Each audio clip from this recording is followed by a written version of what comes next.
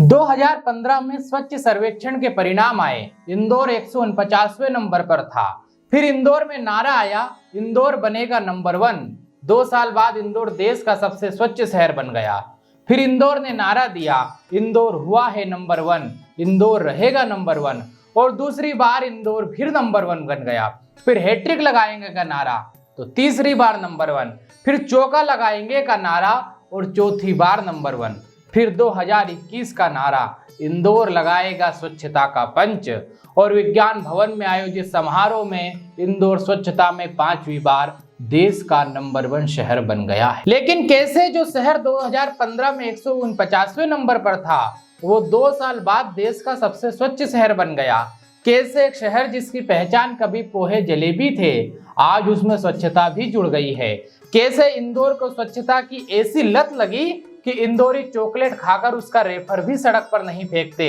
कैसे गाड़ियों में डस्टबिन रखने की आदत पड़ी? ये सब जानिए, जिससे आप समझ जाएंगे कि इंदौर में सब साफ झक क्यों है। इंदौर जब 2015 में 149वें नंबर पर आया तो यहाँ के तत्कालीन प्रशासन और निगम के अधिकारियों और जनप्रतिनिधियों ने इस बात को वैसे नहीं लिया जैसे दूसरे शहरों के ने लिया।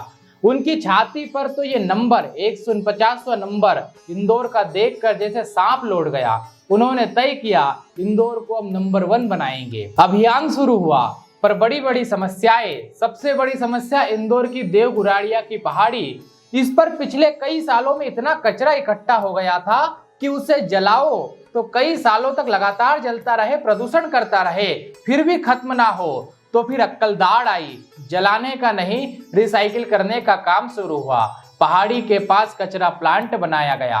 दूसरी ओर शहर से बड़े बड़े डस्टबिन हटाकर छोटे छोटे लीटर बिन कुछ मीटर की दूरी पर रखे गए। उनमें इकट्ठा होने वाला कचरा भी रोज उठकर देऊ गुराड़िया के कचरा प्लांट पर जाने लगा। आज इंदौर की सड़कों पर 3000 से ज्यादा ये छोटे छोटे लीटर बिन लगे हुए हैं। फिर बात घरों की। घरों में से जो बाई बहन कचरा फेंकती, उसके लिए गलियों में गाड़ियां जाने लगी। पहले गाड़ी के एक भाग ही होता था, फिर रिसाइकलिंग के हिसाब से गीले और सूखे कचरे के 2 भाग बने। गाड़ियों की जगह इधर उधर कचरा डालने वाले पर अर्थदंड का जुर्माने का प्रबंध हुआ। एक और बड़ी समस्या, मूत्र विसर्जन ना हो कहीं भी।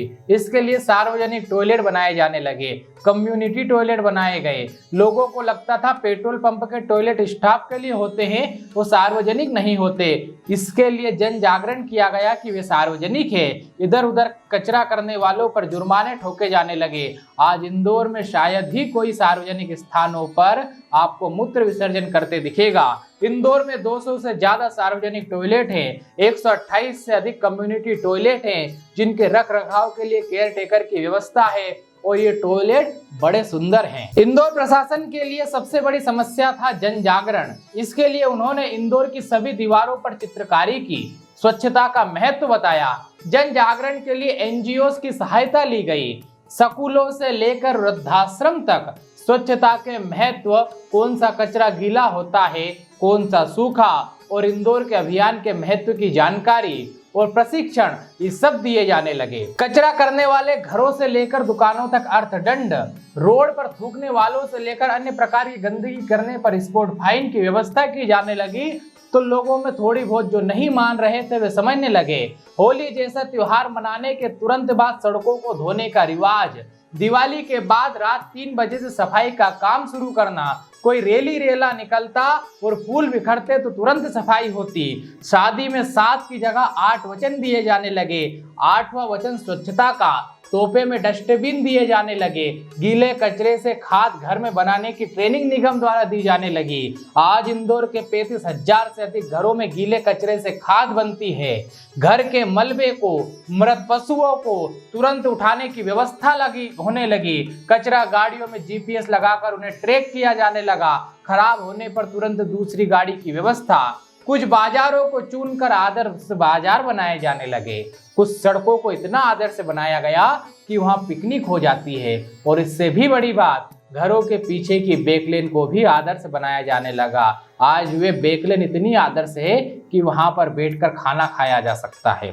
नालों को इतना साफ किया गया कि इंदौर में आज जिन नालों के 1 किलोमीटर तक भी कोई नहीं जाता था, आज उनके किनारे नाला क्रिकेट टूर्नामेंट्स होते हैं। बड़े बड़े मंत्री आते हैं, पुराने भवनों को, छतरियों को सजाया जाने लगा, प्लास्टिक निषेध करने के लिए बर्तन बैंक, झोला बैंक की सुविधाएं शुरू हुई, गलियों के गार्डनों को ऐसा सजाया गया कि ब्याह के पहले वाले जो फोटो वीडियो होते हैं वे भी खिंचवा सके।